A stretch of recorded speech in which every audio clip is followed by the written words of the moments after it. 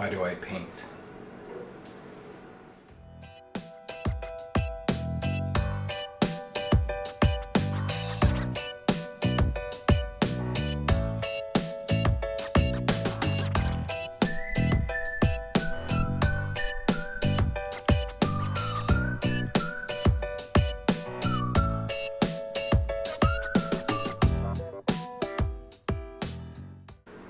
So the moon is 400 times closer to the Earth than the sun. Yet the sun is about 400 times larger than the moon. Weird how that equals out. This means that the apparent size of both the moon and the sun is about the same as seen from Earth. Yes, but what are the chances of that ever happening? If I flip coins, I know how many heads and how many tails I'm going to get. Average. There's no other planet in our solar system that has this kind of possibility. While there are 166 different moons orbiting 8 planets in our solar systems, the moons are either too close, too far away, too oddly shaped, too big, too little to permit it.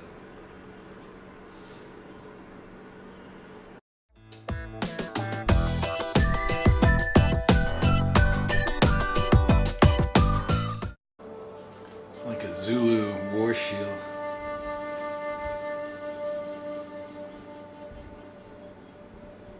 I'll never forget that Zulu movie. When I was little, I saw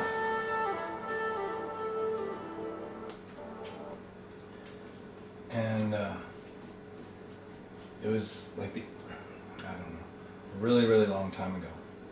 And kind of struck me because it showed the history of the Zulu people, but I took it more like the history of war, of man being evil and violent.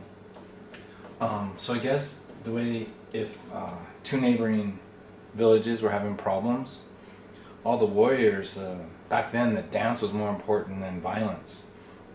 They'd all dress up and they'd get all psyched up, and the two armies would meet and they would have this kind of dance bluffing contest, like deer butting heads for the right to mate. And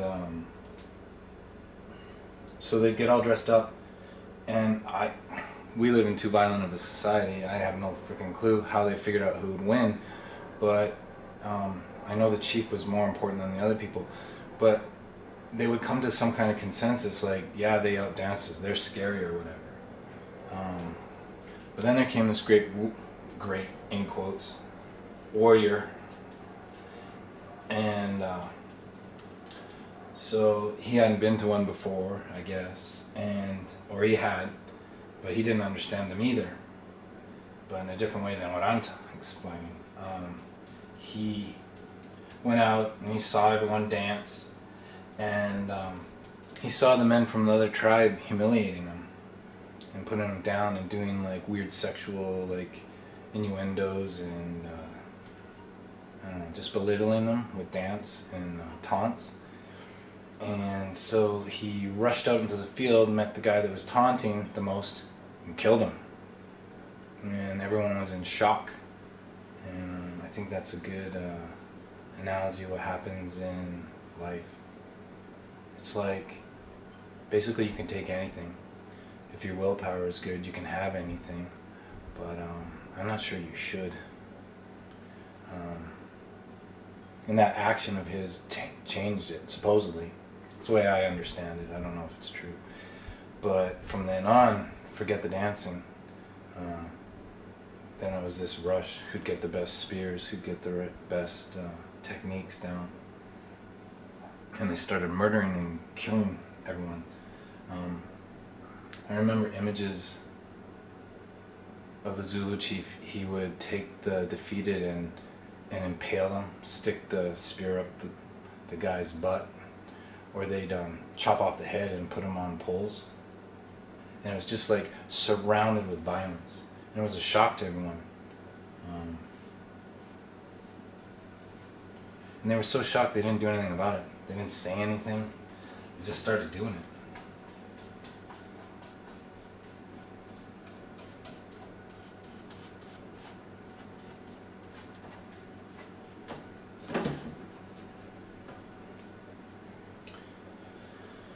So I can't fucking find the odds. Here was the idea. I would do an eclipse, and then in here, because I've been seeing conspiracy theory sites, that the odds of a solar eclipse actually happen in nature. Just like I was saying, you can't find a perfect circle in nature. The moon isn't a perfect circle. There's craters and bumps and stuff. I don't know. An orange is not a perfect circle. You cannot find perfect circles. They're man-made. And so I was thinking about our reality. Is our reality man-made? Or is it God-based, nature-based, organic? And it seems to me if you find too many things out there that are, I don't know, big things like that that might have been lied to us or not taught in school, when you find like the odds are like astronomically against it ever appearing, then you gotta ask yourself like if why buy a lottery ticket? If the chances are 19 million to 1, odds are, I mean, you might win the first time you play, but odds are you'll play 19 million times and you'll win once. I mean, probability doesn't work that simple, but like, you might win 2 or 3 times the first time you play it 19 million times. But if you play it 19 million times, many times, you're only going to win once. I can't imagine, Einstein said that definition of creation, doing the same thing over and over and expecting different results. I can't imagine like you played the lottery like 6 million times and you know that odds are that you're going to have to play it 19 million times before you win. And then you spend your money and you buy another ticket, or you smoke another cigarette, or, you know, you do all the dumb shit that we do.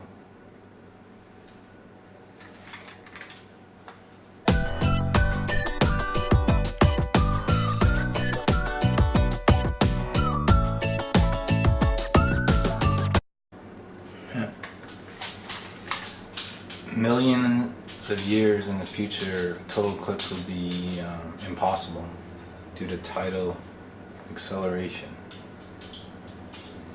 So even within time, there's a small window where it can happen. So I know a million sounds like a lot, but if there's like infinite time, 999 trillion years instead of, you know, millions of years. Got that much time, and the eclipse can only happen in that amount of time, and then within there it can only occur to certain planets that have that coincidence happening that distance away. So you're looking at infinite space and time. What are the chances that this happens? If it can only happen this amount of time, within this amount of time, it becomes so small. Except I did read something where it's like you can figure out the math. He didn't show the math. He said it's an interesting coincidence, but not mathematically low probability, amazing, like this can't occur. Fortunately, didn't back it up with any math. It just seems common sense to me though. Like even if they're willing to admit that amount of it, that even on our planet where it does happen, it doesn't happen anywhere else in the solar system. But even in a place where it does happen, it's only going to happen for X amount of years. And I guess like the one way to look at it is it's millions of years. So, you know, whoop-de-doo. But not when you look at infinite time, million years. And then within that small thing, you can break it down even further, so it's even smaller and smaller chances of it ever happening. Miracle, God, or a lie.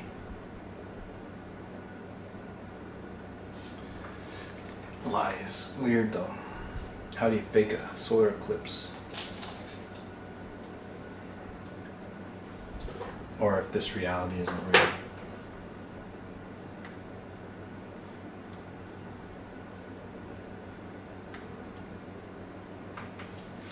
Alright, this is not art, this is like kindergarten stuff. There's no meaning. It just looks like a shield, right?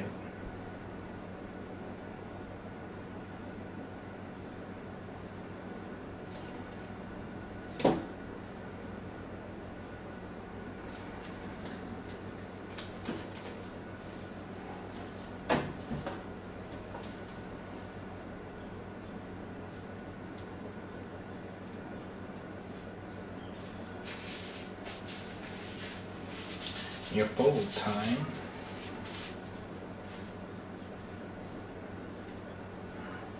I have no idea how to make this art. I was having a discussion. Difference between a picture and art. And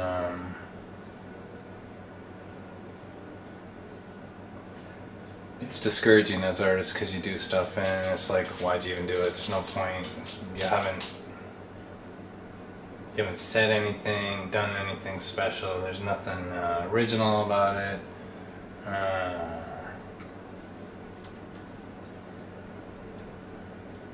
And I guess the simplest thing, it's not beautiful. Although I don't think that's a definition of art.